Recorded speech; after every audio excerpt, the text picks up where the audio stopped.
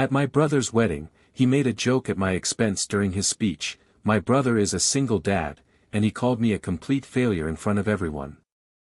The room burst into laughter, and my dad added, "He's damaged goods." Then, the bride got up and grabbed the microphone, causing the entire room to go still.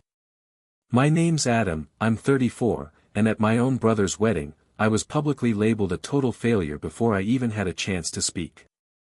Before I tell you how his bride turned things around and shut everyone up, let me ask you to tell me where you're watching from in the comments." The laughter hit me like a physical force, a wave of heat and sound crashing down on me from across the reception hall. It wasn't just a polite chuckle, it was a loud, roaring tide of mockery, an unrestrained burst of ridicule, and I felt like I was the rock being battered by it all. I was sitting at table 9, like a forgotten island in an ocean of celebration. Suddenly, my cheap suit felt way too tight, like it was squeezing me out of existence. The knot of my tie felt more like a noose tightening around my neck. From where I sat, tucked away near the swinging doors of the kitchen and the drafty hallway leading to the restrooms, I had a clear view of the head table, an image of success glowing under the warm light of expensive chandeliers. My family was there, my younger brother Nathan on stage, holding the microphone like some conquering hero in a tux that probably cost $1,000. He's 5 years younger than me, the golden boy, the one who checked every box in the playbook of life that my dad set out. And then there was me, the cautionary tale, the example of what not to do, of the path not taken. Of course, Nathan's voice, smooth and with fake sincerity, boomed from the speakers. I have to give a special shout out to my big brother, Adam. He made a vague dismissive gesture in my general direction, and instantly, 100 heads turned toward me, eyes searching the shadows for where I was hiding. The heat on my face intensified. He's always been such a perfect example of what not to do. The first wave of laughter was hesitant, uncertain, like people weren't sure if they were supposed to find something funny or not. Nathan's grin widened, he had them now. He was just warming them up. "No, I'm serious, folks," he said, his voice rising with dramatic flair. Can you imagine? The man raised a kid all on his own, no wife, no partner, a total failure in relationships. But hey, he's here, let's hear it for him. The crowd's laughter grew bolder now. I looked down at Caleb, my 8-year-old son sitting next to me. His world was still simple, good guys and bad guys, right and wrong.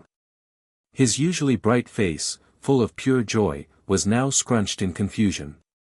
He tugged on my sleeve and whispered, "Daddy, why are they laughing?" His tiny voice was so soft it almost got lost amid all the noise. My throat clenched tight, I didn't have an answer for him. Before I could even try to explain, another voice, deeper and filled with smug satisfaction, cut through the chaos. It was my father, Gerald. He stood up at the head table, raising his glass of champagne in a toast. His wide smile was filled with pride and aimed directly at me, like a weapon. "He's damaged goods," my father bellowed, his voice thick with alcohol. "But he still cleans up pretty well, doesn't he?" That line was all the crowd needed. They exploded into applause and cruel laughter, a wave of unrestrained glee that drained all the air from my lungs. I felt hollowed out, a shell of a man, with Caleb's wounded eyes seeking an explanation I couldn't give. My only instinct was primal. I wanted to grab Caleb and run, to shield him from this poison, to disappear before their mockery left a stain on him too. I was about to push back my chair and bolt when another sound interrupted, the scrape of a chair on the polished floor of the head table. A figure dressed in white rose from her seat. It wasn't my mother wringing her hands in helpless shame or a cousin turning away in embarrassment. It was Sophie, the bride, dressed in her stunning white gown. She stood with a calmness more powerful than any shouting voice, walking deliberately, not toward the dance floor but straight at Nathan. He looked at her in surprise, his smug monologue dying on his lips. "Honey, what's wrong?" he asked, but she didn't answer or even look at him. Her gaze was fixed on the microphone as she reached out and took it from his slack-jawed hand. In that moment, the entire room seemed to fall silent as if someone had switched off a switch. To really grasp how heavy that silence was, you have to understand all the noise that had come before it. My life wasn't marked by some grand tragedy, instead, it was a quiet but relentless war, fought every day on two fronts, surviving and being a father.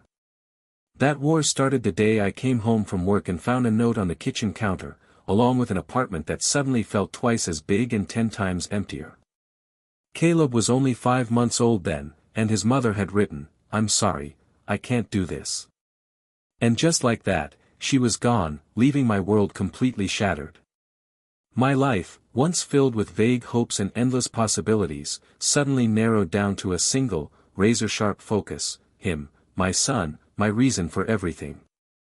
I found myself constructing a carefully planned, yet fragile routine, every day a delicate balancing act. The alarm clock became my enemy, blaring at 4:30 in the dark pre-dawn hours, pulling me out of sleep. I'd shower quickly, get dressed, and pack Caleb's lunch for daycare, barely able to keep my head above water financially at the time. Then came a quiet drive through empty streets to my first job at the hardware store.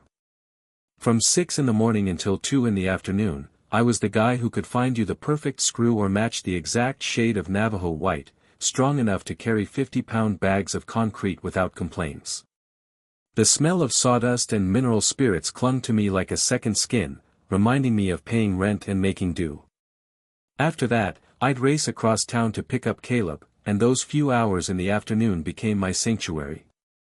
We were a team, working through his kindergarten homework at the kitchen table with his little legs swinging beneath his chair, building sprawling Lego cities that seemed to defy gravity. I thrived on hearing his giggles and feeling the warmth of his tiny hand in mine as we strolled to the park. He was the reason I kept grinding, my cure for exhaustion. But those golden hours always ended around 6:30 p.m. When a high school girl from our building, paid in cash I'd carefully counted out, came over to babysit, I'd head out for my second shift, the night shift, from 7 p.m. to midnight. I worked as a security guard in a sterile downtown office building, walking miles of silent, carpeted hallways where the only sounds were the hum of the HVAC system and the jingle of keys on my belt. That silence was deafening in its own way, filled with the noise of my own thoughts, about overdue car insurance payments, Caleb's strange cough, and that gnawing fear that I wasn't enough, that I was failing him by their standards. I felt like an undeniable failure, no steady career, no savings, no wife. Yet in the quiet of our small apartment, I knew deep down that wasn't true. I was the monster checker before bed, I was the one who made Saturday morning pancakes, sometimes slightly burnt but always served with a little flair. In Caleb's world, I was the guy who could fix anything, who was always there. That was my identity, that was my measure of success. So when I saw the wedding invitation, it felt like judgment coming straight at me. It was thick, creamy, embossed with gold foil, standing out starkly against the pile of bills and junk mail it was wedged between. It screamed of a world I didn't belong to, a world of effortless success and celebration. My first instinct was to toss it into the recycling bin without a second thought. Why would I willingly walk into what felt like my own personal court of judgment? But I took it to work the next day. Russell, my supervisor at the store, was my sounding board, a big, gruff man in his late 50s with a heart of gold and a no-nonsense attitude about life. He'd seen it all and wasn't easily impressed. He squinted at the invitation over his reading glasses and let out a low whistle. "Well, look at that, little Vinny's finally tying the knot," he said, setting it down on the paint-splattered counter. He looked up at me with an unreadable expression. "You planning to go?" "I don't know, Russell," I replied, rearranging a display of hammers for the 10th time. "He's my brother." "Is he?" Russell asked, his voice sharp as he looked at his brother. "A brother who doesn't treat you like a second-class citizen, a brother who doesn't let their old man walk all over you every time you get together," that's what I kept telling myself. "Adam, going to this thing is like a sheep buying a ticket to the slaughterhouse's grand opening, you're just giving them another shot to make you feel worthless. Why would you put yourself through that, and more importantly, why would you put Caleb through it too?" Every word I heard that night hit home like an arrow. I remembered the last family dinner I attended on Thanksgiving, when I mentioned I was thinking about taking an online course to get a security certification. My dad had just scoffed with this short, barking laugh and said, "A certification for what? To be a better night watchman? For God's sake, Adam, when are you going to get a real career?" Nathan had just smirked into his glass of wine, and even now, that memory made my stomach tighten up. But my family's guilt machine was well-oiled and ruthless, it knew exactly how to push my buttons. That night, the phone rang. It was Aunt Linda, my dad's sister, the family's velvet-gloved enforcer.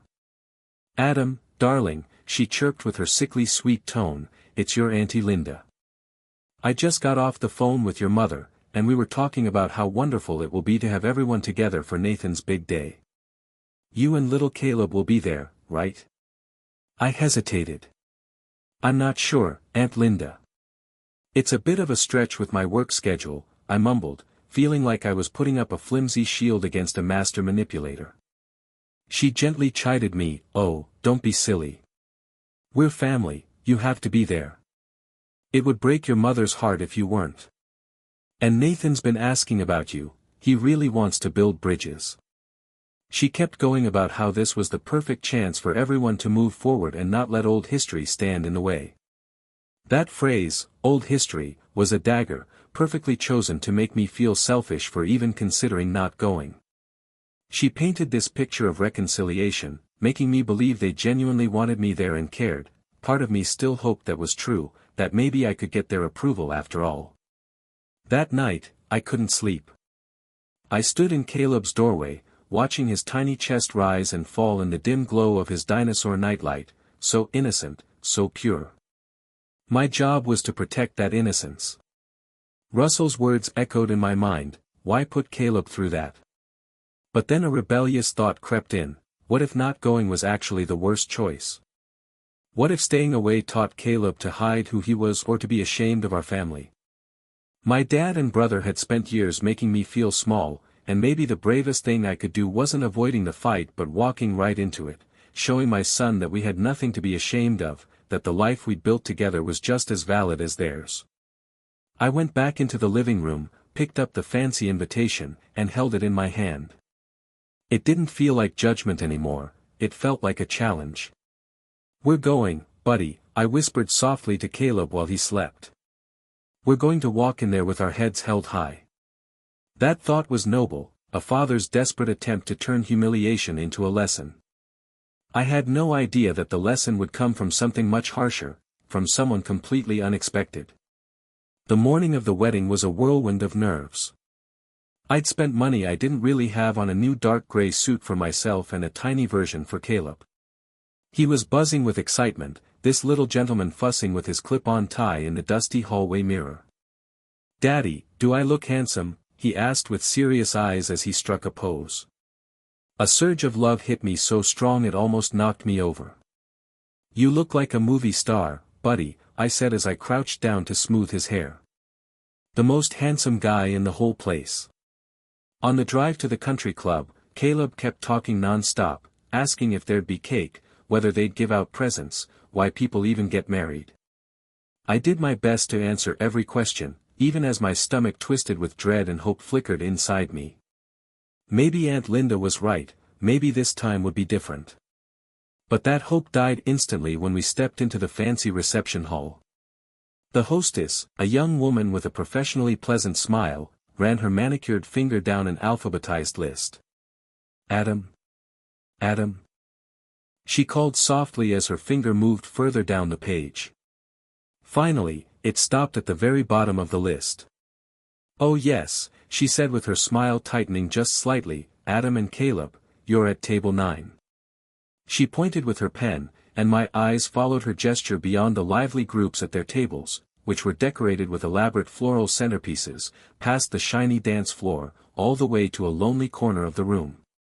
There, table 9 sat as a small, isolated circle pushed against a beige wall right next to the swinging double doors of the kitchen and the echoing hallway leading to the restrooms. It was like the social Siberia of the party. The message was pretty blunt: you're here because they have to invite you, but you're definitely not one of us. I forced a smile for Caleb's sake and said, "Great." Then I added, "Lead the way, Captain," as he giggled without a care and skipped ahead. When we finally sat down, the muffled sounds of clattering dishes and shouted orders from the kitchen formed our background noise. From where we sat, we could see the head table in all its pomp, my father, Gerald, already clutching a glass of amber liquor and laughing loudly, while Nathan was schmoozing with guests like some king in his court. My mother, Marilyn, caught my eye for a split second and gave me a small, almost apologetic smile that seemed pained. But she quickly turned away to chat with whoever was next to her. That was her signature move, brief acknowledgement of the unfairness, then a quick retreat into silence and inaction. The ceremony itself felt like I was watching from outside my body. I sat in the back row with Caleb squirming beside me, listening to the minister talk about love, honor, and cherishing one another. I could hear my brother's voice thick with emotion as he promised to protect and support his new wife. The irony was so heavy it felt like I could choke on it. During the cocktail hour before the main reception, I made a conscious decision. I took Caleb's hand and we made our way through the crowd, a father and son navigating a minefield of socialites. I tried to strike up conversations with a few cousins. The talks were short and awkward. They'd ask how my job was going, and I'd just say, "It's going well." They'd nod and then start scanning the room for someone more important to talk to. Then, out of nowhere, I saw Sophie, the bride, making her way through the crowd. I thought she'd just pass us by, but instead she changed direction and walked straight toward our forgotten corner. "You must be Adam," she said, her smile genuine unlike the fake ones I'd seen all day. Her eyes, hazel and surprisingly warm, lit up as she spoke. "That's me," I answered, caught off guard. She then crouched down, lowering herself to Caleb's level, a smooth move in her big white dress. "And you must be Caleb." Caleb's eyes went wide as he nodded shyly. "Nate told me you're really into Legos," she said. Caleb's face lit up as he nodded again, whispering, "I have the big Millennium Falcon." "No way," she exclaimed with enthusiastic sincerity. "That's the coolest one." "It was really nice meeting you, Caleb." She stood back up and looked at me. "I'm so glad you both could be here today." As she spoke, her eyes flickered over my shoulder for just a second, toward the main group where my father and brother were standing. I saw her smile fade just briefly as she picked up on their dismissive body language, completely ignoring us. It was a tiny micro-expression, a fleeting hint that she saw the full picture, not just the shiny version everyone put on. Then someone called her name, and with another warm smile, she disappeared back into the celebration. About 20 minutes later, things took a darker turn. I was at the bar getting Caleb a ginger ale when I passed by a small curtained alcove. I overheard Nathan's voice, loud and full of bravado. "Can't believe he had the nerve to actually show his face," slurred one of the groomsmen. Nathan's laugh sounded hollow, lacking any real humor. "Are you kidding?" "I was praying he would," Nathan chuckled. "It makes my speech so much better." Then he added with a conspiratorial tone that sent a chill down my spine, "You gotta see this, I've got a whole bit about him, the noble single dad, the tragic hero. It's comedy gold. I'm gonna roast him good. Someone needs to put him in his place in front of everyone and show them what a pathetic failure he really is." I cowered behind the heavy velvet curtain, feeling my blood turn to ice as I realized this wasn't just some drunken insult, but something much darker, an outright planned public humiliation. He had rehearsed it, written it out, and now he was eagerly awaiting the moment to deliver it. The malice in his words was so pure and intense that it nearly took my breath away. He wasn't merely trying to get a cheap laugh, he aimed to destroy me entirely. I slowly backed away, my heart pounding loudly in my chest, a wave of nausea washing over me. I knew I should have listened to Russell and stayed home, but instead, I found myself walking back toward my son at table 9, my legs feeling heavy and sluggish. Just then, a sharp, high-pitched clinking of a glass silenced the room, and the cheerful MC stepped up onto the stage. "All right folks, let's get these speeches underway," he announced, and who better to kick us off than the groom himself, Nathan. The room burst into applause as Nathan swaggered over to the stage, took the microphone, and scanned the crowd until his eyes locked onto mine. A slow, triumphant smile spread across his face, like a predator seeing its prey exactly where it wants to be. Instinctively, I wrapped my arm around my young son's small shoulders as the storm I'd feared finally arrived. The applause faded into a murmur of anticipation as Nathan basked in the spotlight. He looked utterly at home up there, as if he'd been born for this moment. Starting with the safe, familiar lines, he said, "Wow." His voice was smooth and deep, filling the hall effortlessly. Then he turned to Sophie, my beautiful wife, pausing to gaze adoringly at her. From where I stood, I saw her smile back, perfect and radiant, but underneath that smile was an unsettling stillness, like a quiet lake just before a storm hits. I was probably the only one who noticed. He went on to thank her parents for raising such a wonderful woman and expressed gratitude to his own parents, Gerald and Marilyn, for their unwavering support and for teaching him the importance of ambition. My father's face lit up with pride as he puffed out his chest, my mother's eyes welled with tears of pride too. It was a picture-perfect family moment, and I felt like the ghost lurking in the background, an inconvenient truth they all chose to ignore. I tried to build a mental wall, telling myself his words were meaningless ramblings from a shallow, insecure man. But deep down, I knew better. When you've spent your whole life craving someone's approval, their disapproval still hits hard, even when you know they're wrong. The thought of everyone here, our friends and family, sharing what should be the happiest day of my life meant everything to us, he said, his voice thick with practiced emotion. Then came the shift. I sensed it before I even heard it, a subtle change in posture, a slight turn of his head as his eyes swept over the back of the room and locked onto me. The spotlight wasn't on me directly, but it felt like it was. And you know what he said next? His voice shifted again, adopting that conspiratorial tone like a comedian setting up a joke. "Speaking of family, I can't forget my big brother Adam."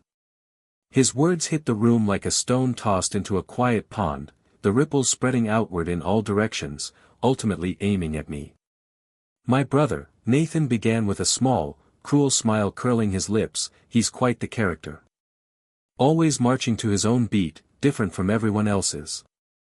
His drum sounds a lot like the beep of a cash register at a hardware store or the squeak of lonely security guard shoes on linoleum."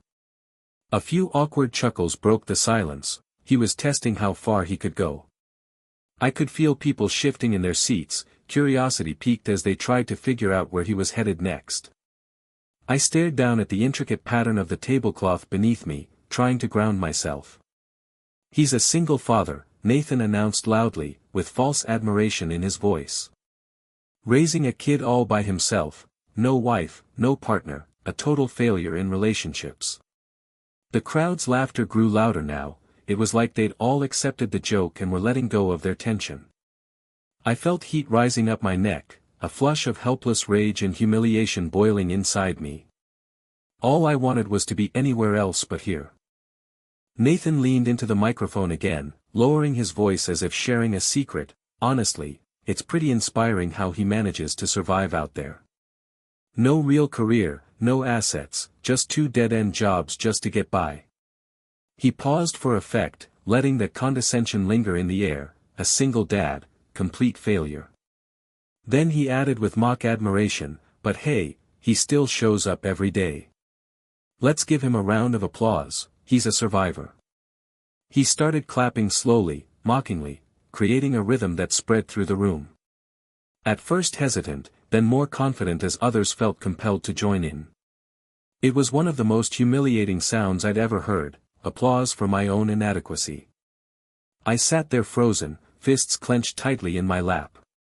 Just when I thought things couldn't get any worse, my own father stood up from his seat at the head table and raised his champagne flute high. "He's damaged goods," Gerald roared proudly, his face flushed with victory. "But he still cleans up pretty well, doesn't he?" That was the moment everything broke loose. The room erupted into loud laughter, not just giggles or nervous titters but full-throated roars of amusement at my expense. They were laughing at both him and me, the spectacle and my humiliation all wrapped into one. I felt like I'd become some sort of court jester without even realizing I was performing. But that noise, their laughter, was nothing compared to the tiny trembling voice beside me. I forced myself to look down at Caleb's face, ashen and wide-eyed with innocence, and saw an entire universe of confusion and pain reflected there. He wasn't watching the stage anymore, he was searching my face for answers, anything that could make sense of this sudden cruelty.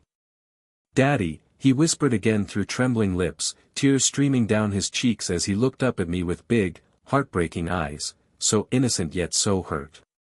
That tear broke me completely, it shattered any walls I'd tried to build inside. The shame hit me like a punch to the gut, not for being a single dad or for working those jobs, it was shame for bringing my sweet boy into this hellish place where people tore each other down. For him to see his father get ripped apart by those who should love him most, that was too much. I'd had enough of being their punching bag. Without hesitation, I placed my hand on Caleb's shoulder, we made up our minds, we were leaving this nightmare behind. But before I could even start to push my chair back, another chair scraped loudly nearby, then Sophie rose to her feet. The wave of laughter was just cresting when she stood up so suddenly, so purposefully, that it stopped everyone cold. She didn't storm off crying or throw a fit, she simply stood tall, a white figure of defiance amid all the ugliness swirling around her. Nathan's smug monologue faltered mid-sentence, the smile froze on his face as if time had stopped for a moment. "Sophie, honey," Nathan asked cautiously, confusion creeping into his voice, "what are you doing?" But she ignored him entirely. Her focus was fixed straight ahead as she strode toward the stage, the long train of her dress flowing silently behind her. Her movements weren't hurried, they were deliberate and steady, each step precise and final. Nathan looked utterly bewildered, he opened his mouth to protest but she was already there. She reached out her hand and gently took the microphone from his grasp, his fingers had been clutching it like some symbol of power that suddenly lost its hold, and let it go without resistance. Too stunned to fight back, he simply released it. Then silence fell, a thick, heavy silence that smothered every other sound in the room, no more laughter, no whispers, just stunned eyes fixed on her as she faced everyone. She turned toward the crowd, holding the microphone loosely at her side, taking a deep breath that centered her completely before she looked out across all those stunned faces with clarity and calmness, not anger or fear but something sharper, understanding. "Good evening," she began softly but firmly, her voice slicing through the heavy quiet like a surgeon's scalpel. "My name is Sophie, and just minutes ago, I was supposed to be standing here as your bride." A collective gasp swept through the room, as if the idea of hanging the past tense in the air had suddenly turned electric and foreboding. "I find myself in a difficult position," she went on, her voice steady and unwavering, "because I was raised to be polite, to avoid causing a scene, to smile and endure. But tonight, I refuse to stand here and participate in this, I won't lend my silence, my smile, or my presence to this cruelty." Finally, she turned her head, her eyes locking directly with mine across the wide hall. In that gaze, I felt a wave of shame beginning to lift, replaced by a deep sense of unconditional respect. "I'd been listening and watching all evening," she said softly, her voice softening with genuine warmth. Then she looked at Adam and said, "I don't see a failure, I see a man who works 2 jobs, not because he lacks ambition, but because he's committed to providing for his son. I see a father who, despite being exhausted, showed up today to celebrate his brother and honor the idea of family, even when that family has shown him so little respect in return." She then shifted her gaze to the head table, and the warmth in her tone instantly turned icy and sharp. "And then I look at my new family," she said, her words falling like shards of stone.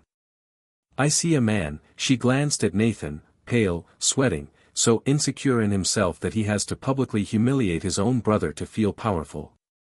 "And I see another man," her eyes fixed on me, my father, who had now become a statue of purple-faced fury so devoid of compassion that he toasted his own son as damaged goods. My father, Gerald, finally found his voice. "Now you just wait a minute, young lady," he roared, half rising from his chair, jabbing his finger toward her. "You have no right." Sophie cut him off sharply, her voice ringing with authority that silenced him instantly. "You've had your turn to speak, now it's my turn. For weeks, I've listened to all of you talk about family, tradition, loyalty, but what kind of tradition is this? A tradition of belittling others to lift yourselves up. What kind of loyalty is this? A loyalty that demands silence in the face of injustice? She took a step forward, her presence commanding the entire room. I came here today believing I was marrying a man, a partner, someone to build a life with based on mutual respect, kindness, and integrity. But I realize now I was mistaken. That man is not on this stage. She paused long enough for the devastating truth to settle in. The man I see is Adam. He's the one who embodies those values, he's the one rich in the ways that truly matter. Turning to Nathan, her face held no anger, only deep sorrow and pity. I won't be the woman who stands by your side and enables this, she declared. I won't raise children in a family where cruelty is the currency of love. I refuse to marry a man so profoundly empty. That's not a man, that's a coward. The shock in the room was almost alive, jaw drops, wide eyes, complete silence. This wasn't just a cancelled wedding, it was a public tearing apart of a family's soul laid bare for everyone to see. With one final graceful movement, Sophie gently placed the microphone on the stage floor, the soft thud echoed like a gunshot through the silent hall. She turned her back on Nathan, on my father, on the entire spectacle. As she stepped down the stairs and passed through the center aisle, her eyes met mine one last time.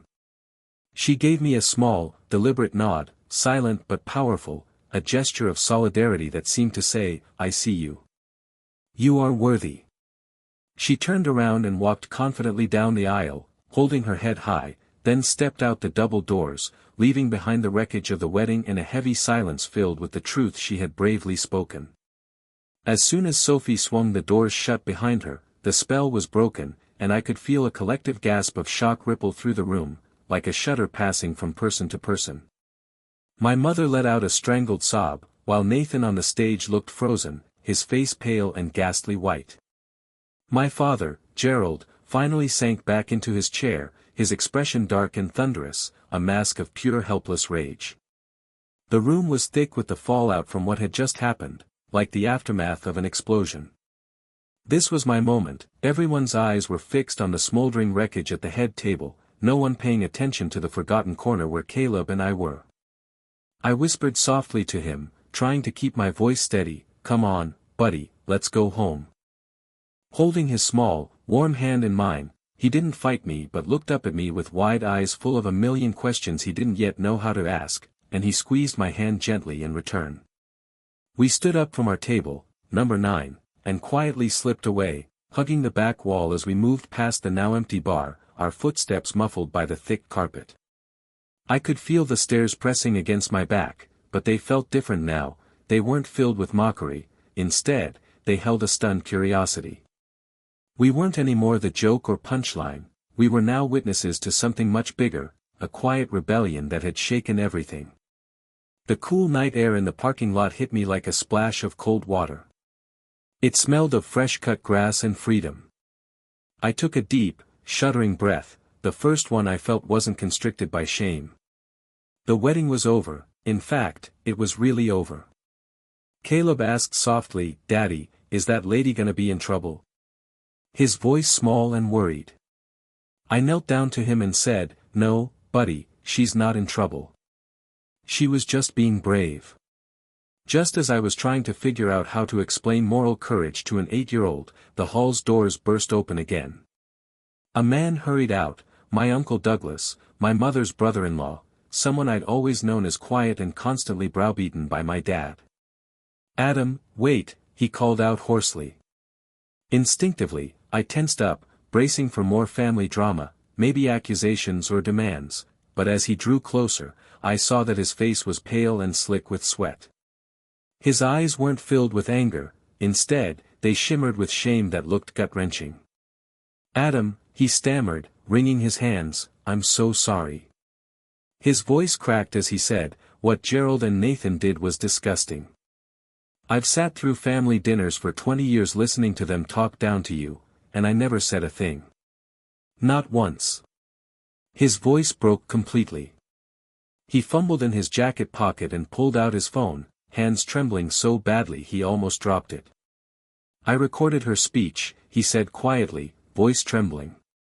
"I don't even know why, I just felt like the truth needed a witness, that it needed to be saved."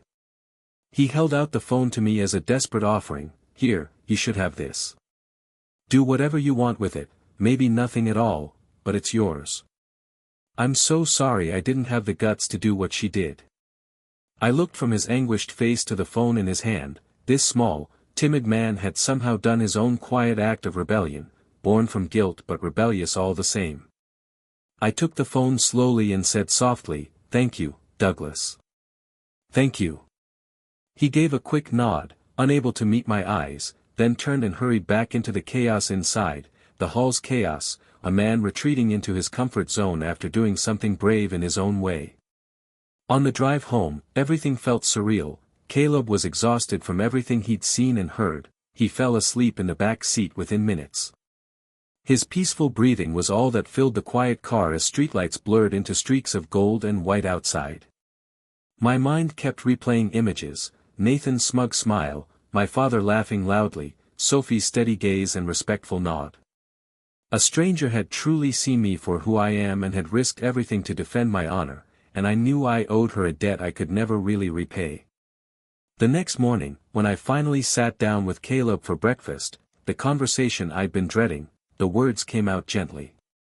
I explained that sometimes people who feel small try to make others feel even smaller too, that real strength is choosing kindness even when it's easier to be cruel. Caleb listened carefully and then summed it up simply: "That lady in the white dress is the strongest." Just then, my phone buzzed beside me. I looked down at the screen. The caller ID read, "Dad." A familiar knot of fear tightened in my stomach for a moment, and I almost considered not answering the call, but I knew he'd just keep calling back. Taking a deep breath, I reached out and tapped the screen. I softly said, "I hope you're happy." Without any greeting or warning, he exploded, "No hello, no nothing. You and that crazy woman, you've humiliated this family in front of everyone who matters. Do you even realize the damage you've done?" I listened as he launched into his usual tirade: blame, accusations, projections, but for the first time, his words lacked that venomous edge. Instead, they sounded like the desperate shouts of a king watching his castle fall apart around him. He wasn't mad at me for what I did, he was furious because I was the catalyst exposing him in front of others. My eyes flicked over to Caleb, who was watching me with worried concern etched on his face. In that moment, I knew exactly what I had to do. This cycle of blame, of shrinking myself just to make him feel bigger, had to stop right here, right now. I held the phone to my ear, took a slow, steady breath, and spoke softly but firmly. "Dad," I said calmly, "I'm not going to have this conversation with you. I won't let my son listen to you talk to me like this." There was a heavy silence on the other end, like he was processing this sudden act of defiance he wasn't used to. I could almost hear him trying to grasp what I just said. Finally, he sputtered, voice thick with rage, What did you just say to me?" I took another breath and replied quietly but firmly, "Goodbye, Dad." When I pressed the red button on the screen, the click signaling the call's end sounded small and insignificant, but to me, it was as if a prison door swung open. That sound represented freedom after 6 months of what felt like a personal captivity. The time following the wedding that never really was became a lesson in the physics of fallout. The initial blast had already occurred, but the radioactive dust was still settling around me. I never released the video Uncle Douglas had given me. It felt like a dangerous weapon I didn't need to wield because I soon realized that truth has its own unstoppable momentum. The story of Sophie's speech and her dramatic exit turned into a local legend whispered about in grocery stores and at community meetings. My family name, once a symbol of success in our small town, was now tarnished with tales of shame and disgrace. As for my family itself, it fractured. I heard through the grapevine that Nathan had a brief, spectacular breakdown before throwing himself into his work, trying to outrun the humiliation that haunted him. My mother left a string of tearful, rambling voicemails filled with apologies and blame that I couldn't bring myself to return. From my father, there was only cold silence. the line of communication had been cut off. Honestly, that silence felt like a relief, like the end of a persistent, dull ache I hadn't even realized I'd been living with until it vanished. The most significant change, though, was inside me. The heavy blanket of shame I'd worn for years, the one that made me walk with hunched shoulders and eyes cast downward, started to lift. I had been publicly tested in the most brutal way possible and had endured more than I thought I could. What's more, someone had seen my worth so clearly that she was willing to sacrifice her own wedding for it. Elisa's act of bravery recalibrated how I saw myself. Instead of being the failure my family always painted me as, I began to see myself as the father my son looked up to. That fresh perspective became a catalyst. For years, I'd just been treading water, caught in the exhausting undertow of barely getting by. The 2 jobs, constant fatigue, and endless bills weren't life, they were just a holding pattern. I knew I deserved more. Caleb deserved more. He deserved a dad who wasn't just some ghost in the evenings, a dad with time and energy for him. So I decided to fight back against my own inertia. I enrolled in an online course for advanced security management certification. Late at night, after finishing my shift in that silent office building, I'd sit at my tiny kitchen table while the apartment stayed quiet except for Caleb's soft breathing from his room. With a yellow highlighter and a strong pot of coffee, I forced new information into my tired brain. Updating my resume became less of a chore and more of a small act of defiance, like reclaiming control over my story. I started applying for real jobs, salaried positions during daytime hours with benefits and supervisor roles. I sent out dozens of applications. Of course, rejection letters came back, and each stinged a little. But they didn't crush me like they would have a year ago. Now, they were just data, proof that I needed to keep trying. Then one Tuesday afternoon, my phone rang. The voice on the line was calm, deep, and professional. "Am I speaking with Adam?" "Yes, this is he. My name is Walter Bennett. I own Bennett Security Solutions. I'm looking at your application for our site supervisor position and was hoping you might have some time to come in for an interview." My heart did a quick flip. Bennett Security was the gold standard in our city. They were known for being top-notch professionals. "Yes, absolutely," I managed to say, trying to sound steady. A few days later, I sat in Mr. Bennett's office, neat and unpretentious. He was a man in his 60s with sharp eyes that suggested intelligence and focus, and he carried himself with the straight posture of someone who'd spent time in the military. Without wasting any time on small talk, he had my resume on his desk and looked at me steadily. "You've held down 2 jobs for nearly 10 years while raising your son alone," he said, his gaze direct. "That tells me you're dependable and hardworking. That's a good start." "Thank you, sir," I replied. "I do my best." He leaned back into his leather chair and steepled his fingers. "Let me be honest with you, Adam, your resume got you through the door, but it's not just that." He paused, searching my face intently. "My cousin's wife is a florist. She worked at a wedding at Northwood Country Club about 6 months ago for a young guy named Nathan." The blood drained from my face instantly. It felt like I was back at table 9 again. "She told me what happened," Mr. Bennett continued calmly. "She told me about the groom's brother, a single dad torn apart by his own family, and about the bride who stood up and told the truth." I sat there speechless as memories flooded back, my past once again confronting me in this moment of opportunity. He leaned forward slightly as he explained further, "Character is everything. I spent 20 years in the Marines learning that you don't judge a man by how he acts when everything's easy, you judge him by how he holds himself under fire." His eyes searched mine as he continued, "From what I've heard, you took a direct hit in front of about 100 people, and you didn't lash out or fall apart. You simply cared for your son and walked away with your dignity intact." He extended his hand across the desk with conviction. "That's the kind of strength I can't teach. It's what makes a man worth having on my team." "The job is yours if you want it, Adam," he said confidently. My hand trembled slightly as I shook his. This wasn't charity or pity, this was respect and an earned opportunity. It wasn't just based on my work but on who I was as a person. A week later, after accepting the position and sitting in my living room, an email appeared in my inbox from an address simply labeled Elisa. It read, "Adam, I hope this message finds you well. I found your address through a mutual acquaintance and wanted to reach out. I've thought about you and Caleb often and hoped the aftermath of everything wasn't too hard for you. I want to apologize if my actions caused any chaos, but also thank you. For a long time, I ignored all the red flags with Nathan and his family, telling myself I was overreacting. Seeing your quiet dignity and the love Caleb has in his eyes woke me up. It was like cold water splashed on me. It reminded me what true strength and real family look like. You gave me clarity to make what turned out to be the hardest yet best decision of my life. I moved to a new city and started over. It's scary but good. I hope life is treating you well too. You and Caleb deserve all good things. Sincerely, Sophie." I closed my laptop feeling an overwhelming sense of peace flood over me. Our stories weren't linked by romance but by shared moments of liberation, two people who had broken free from toxic cages. Her cage had been just a bit more gilded than mine. It's been a year since that wedding changed everything for me. Now it's bright Saturday morning, and sunlight streams into my new apartment's kitchen.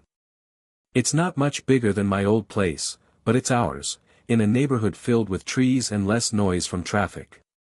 The air smells different now, not of faint despair but of bacon and eggs I'm cooking for my son. My weekends are free now, my evenings are my own, this life is finally mine again. Caleb's now a confident 9-year-old boy with a lanky frame chatting animatedly about his Little League game this afternoon. A year ago, I would have had to drop him off early and rush off to my second job. Today, I'm his assistant coach, cheering him from the dugout instead of missing his game entirely. The ghosts of my past have faded away. I no longer walk through life braced for insults or judgments. That constant hum of anxiety that used to be part of every day has finally fallen silent. One hard lesson from that night at the wedding is clear. I spent most of my adult life chasing approval from people who were incapable of giving it, using their broken standards to measure my worth.